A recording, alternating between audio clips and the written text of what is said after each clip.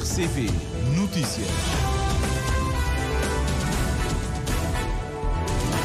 Já são 7 horas em Cabo Verde. Vamos então para as notícias no primeiro jornal, edição para esta quarta-feira. Connosco está de novo o editor Júlio Vera Cruz Martins. Júlio, bom dia. Olhamos então para os destaques que fazem esta edição. Muito bom dia. O Presidente da República continua em Santo Antão. Hoje, José Maria Neves visita Ribeira Grande por 2 dias, a começar pelo Hospital Regional João Moraes. É recebido pelo Ministro da Saúde, Jorge Figueiredo. A sessão plenária da Assembleia Nacional, a 1ª de fevereiro, começa hoje e abre com um debate com o Ministro da Família, Inclusão e Desenvolvimento Social, debate agendado pelo Grupo Parlamentar do PICV. A Assembleia Municipal da Praia reúne-se amanhã em sessão extraordinária, a primeira desde a posse dos eleitos nas autárquicas de 1 de dezembro.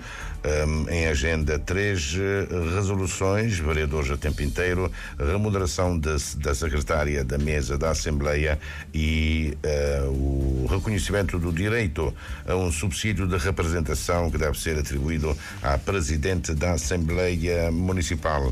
A melhoria da percepção da corrupção dos cabo-verdianos depende da ação do Governo, que deve assumir uma gestão da coisa pública com mais rigor.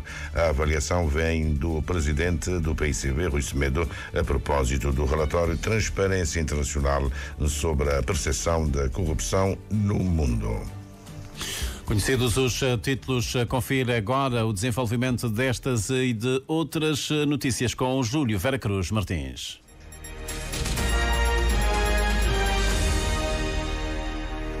Votos renovados de bom dia. O presidente ucraniano Volodymyr Zelensky diz que está disponível para uma troca de territórios ucranianos com a Rússia para conseguir uma paz definitiva. São declarações ao diário britânico The Guardian. Ontem, o presidente ucraniano disse que aprovaria uma troca de territórios com a Rússia como parte das negociações patrocinadas pelos Estados Unidos. Volodymyr Zelensky também acredita que as garantias de segurança europeias não são suficientes sem as americanas. No entanto, o presidente russo Vladimir Putin está a impor que a Ucrânia deve reafirmar, não deve entrar na NATO. É a linha vermelha estabelecida por Vladimir Putin e Zelensky não aceita. O Presidente da República continua em Santo Antão. Hoje, José Maria Neves visita o município de Ribeira Grande, a começar pelo Hospital Regional João Moraes, onde é recebido pelo Ministro da Saúde, Jorge Figueiredo. Ontem, desde Tarrafal, o chefe de Estado volta a insistir na transferência de mais poderes e recursos às ilhas e aos municípios. Não necessariamente a autarquia local, mas também a organizações não governamentais e associações de desenvolvimento comunitário.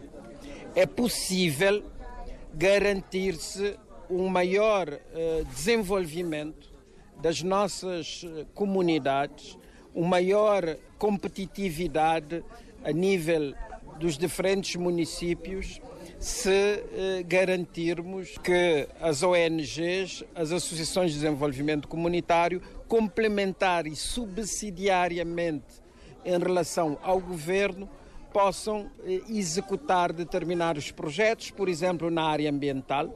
Já não faz sentido o governo central construir casas de banho, construir habitações sociais, requalificar espaços urbanos. Esses recursos devem ser transferidos aos municípios e ONGs ambientais, por exemplo, podem gerir reservas naturais, parques naturais, com muito mais ganhos e mais benefícios para as comunidades.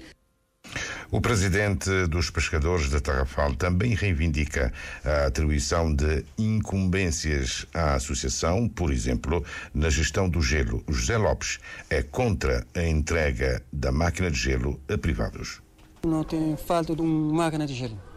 A máquina de gelo está no projeto. Mas tinha na campanha, está existindo por uma máquina de gelo na Papasa. Tem 1 tonelada, 2 toneladas de gelo fazer por dia. Mas agora está fazendo 5 toneladas, mas na privado. Mas mesmo que é na privada, não pode. Se ele é de comunidade, ele tem que ser por lá na associação. E a comunidade te gira, que é uma flama, a meninas do mar, que é para pôr aquela máquina de gelo aí na comunidade, aí na centro de Papasa.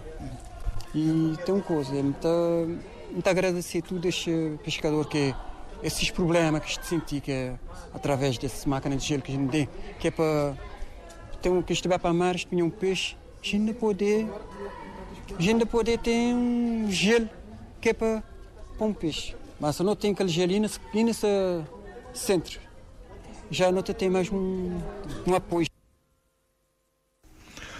O Ministro da Saúde, Jorge Figueiredo, que se encontra em Santo Antão desde ontem, visitou estruturas de saúde no município do Porto Novo. Jorge Figueiredo, em entrevista à jornalista Arilísia Rodrigues, perspectiva que o edifício que vai acolher o Centro de Saúde de Ribeira das Patas deve ficar pronto já em junho próximo. Olha, aquilo que recebemos concretamente da equipa construtora é que em junho estaria em condições de fazer a entrega. Questionado sobre a necessidade de um hospital no concelho do Porto Novo, que tem sido uma reivindicação dos portonovenses, o ministro responde: Nós somos Cabo Verde, nós não somos uma Suíça, nem somos uma Holanda. Nós somos Cabo Verde e nós temos que ter a consciência dos recursos que efetivamente temos à disposição para gerir. Vamos com cuidado e reconhecemos que de facto a população deve e pode fazer todas as reivindicações possíveis. Cabe aos gestores analisar essas reivindicações, tentar ver quando será possível cumprir com esse desiderato da vontade popular, mas temos consciência que para esse efeito, portanto, é necessário ter financiamento. E após o encontro com os técnicos da região sanitária de Santo Antão, o ministro da Saúde destacou o trabalho feito na ilha. Disseram-me claramente que a região é uma região que apresenta dos melhores dados estatísticos relativamente à saúde, com os parcos recursos que tem.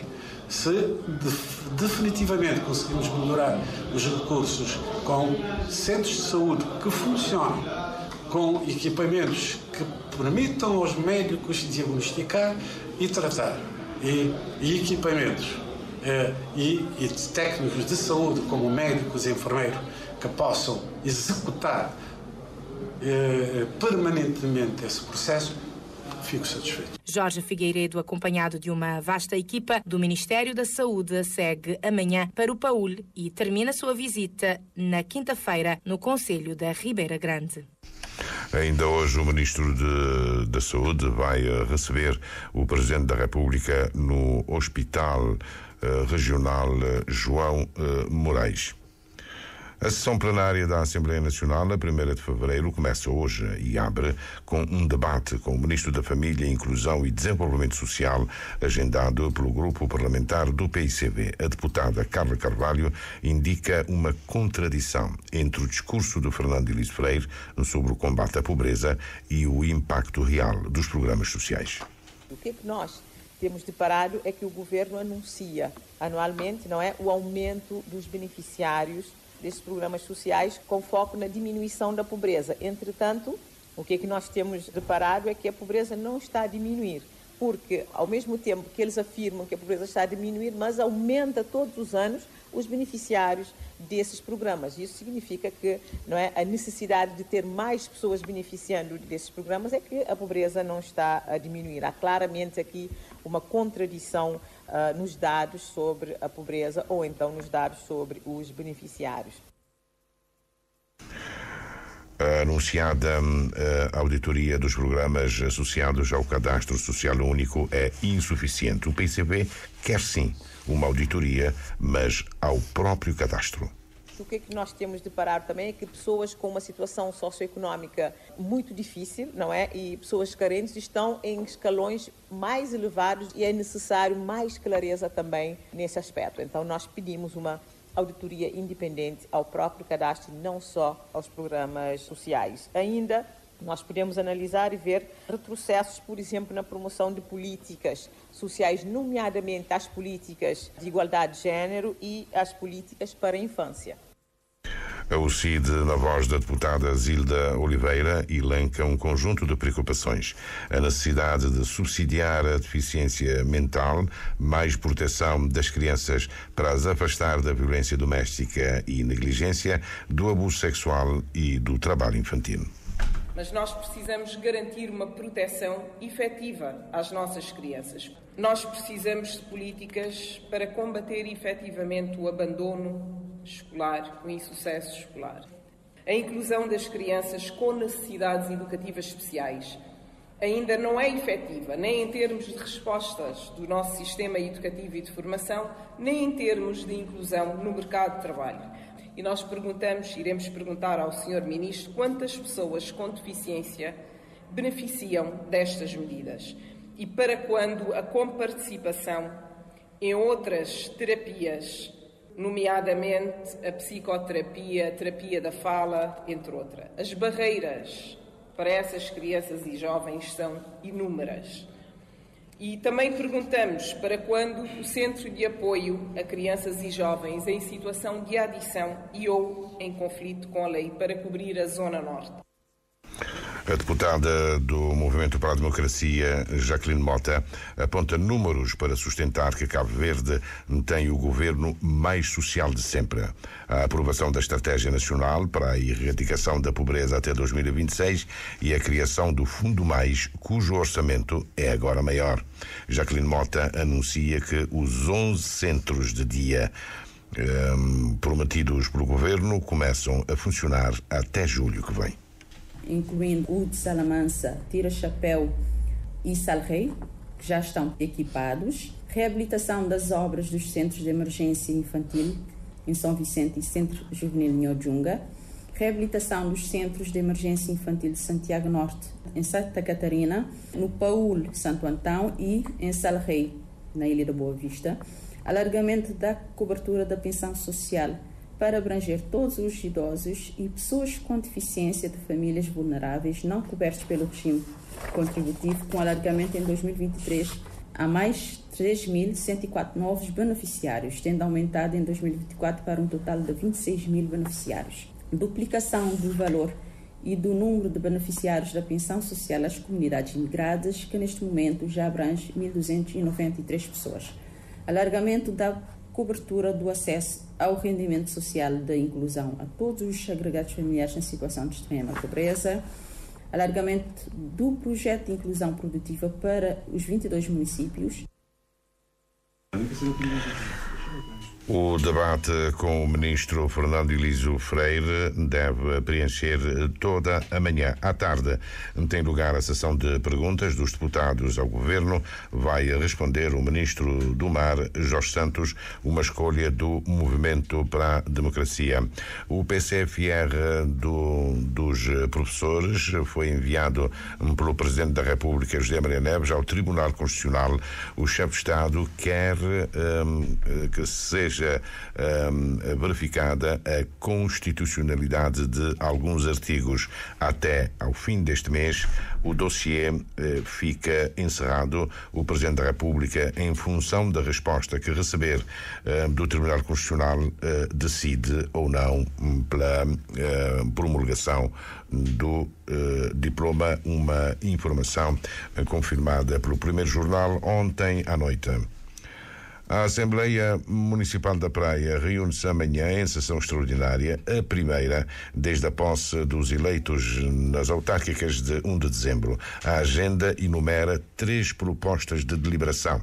Uma que aprova o número de vereadores a tempo inteiro, outra que fixa a remuneração da secretária da mesa da Assembleia Municipal. A terceira resolução vai introduzir o direito a um subsídio de representação que deve ser atribuído à Presidente da Assembleia Municipal. Clara Marques confirma que a convocatória da primeira sessão ordinária para aprovar os instrumentos de gestão está a depender da Câmara Municipal. Não temos data marcada precisamente porque estamos à espera que a Câmara nos envie os documentos que sabemos que estão a trabalhar nesses instrumentos de gestão, que são, nomeadamente, o plano de atividade e o orçamento municipal. A Assembleia está aberta, não é? Está pronta, à espera, assim que chegar esses documentos da Câmara, para poder marcar a reunião da Conferência de Representantes, para podermos, então, marcar a data da reunião ordinária. E sem a aprovação do plano de atividades e orçamento, a Câmara Municipal da Praia está em gestão corrente na base de duodécimos. Com certeza que é uma gestão corrente, precisamente porque, como sabe, também nós estamos num ano atípico, podemos dizer assim. As últimas eleições ocorreram no dia 1 de dezembro, depois, como sabe, a tomada de posse foi em 20 de dezembro. A partir daí há todo um conjunto de organização que se deve fazer, inclusive do pessoal, da administração, tudo tem que ser organizado nesse sentido e começar também a trabalhar. Temos informação que a Câmara está a trabalhar neste momento na elaboração desses instrumentos e pensamos que em breve nós teremos, portanto, a informação ou receber os documentos enviados pela Câmara para podermos, como eu disse, estamos prontos para fazer esse trabalho logo a seguir. A líder da bancada do Movimento para a Democracia assinala que o município da Praia está em atraso. Manuela Brito considera que a situação é grave e coloca a capital do país em suspenso. Manuela Brito diz que a Assembleia Municipal também é responsável pelo atraso na convocatória da primeira sessão extraordinária. Mesmo a continuidade que vem acontecendo desde o outro mandato, a Assembleia tem sido conivente, portanto, com a Câmara. Conivente no sentido de não ter uma agenda própria e de ir a reboque da Câmara Municipal. Portanto, a Assembleia já devia ter convocado a Assembleia Extraordinária há muito tempo, como já tinha anteriormente referido. Nós tomamos posse no dia 20 de dezembro, não é? As eleições foram no dia 1, tomamos posse no dia 20 e já estamos no mês de fevereiro. Portanto, já havia mais do que tempo suficiente para se organizar a sessão extraordinária. A presidente da bancada do MPD diz que está disponível para emprestar toda a colaboração para a formatação de uma agenda própria da Assembleia Municipal. Não iremos fazer nada que ideologicamente vá contra o que nós acreditamos e nada que vá contra o que está estabelecido na lei, no regimento, nos regulamentos, no estatuto dos municípios. Portanto, a partir daí, estamos disponíveis para dar toda a colaboração que for necessária. Neste momento, então, o município da Praia vai continuar em gestão corrente? A gestão corrente é o que vem da gestão anterior, que mantém-se. Só que nós sabemos que, por exemplo, em termos de vereadores, tínhamos 4 vereadores profissionalizados e neste momento a proposta é para ter 8. Portanto, o Presidente da Câmara já começa a dar apoios, que nós não somos contra, obviamente, esses apoios, este último que veio na comunicação social aos grupos de carnaval, somos completamente favoráveis ao apoio, desde que esteja enquadrado na lei, e neste momento não está, nós não sabemos de onde é que o dinheiro está a vir, portanto, quer dizer, nós não queremos também não queremos logo de início estar a levantar suspeições, nem nenhum tipo de constrangimentos, mas nós temos que saber onde é que estamos a andar. E neste momento andamos em águas turvas, com um orçamento que não está aprovado, nem um plano de atividades, queremos saber de onde é que provém as verbas que estão a ser distribuídas. A Assembleia Municipal da Praia, composta por 21 eleitos, 14 do PICV, 7 do Movimento para a Democracia.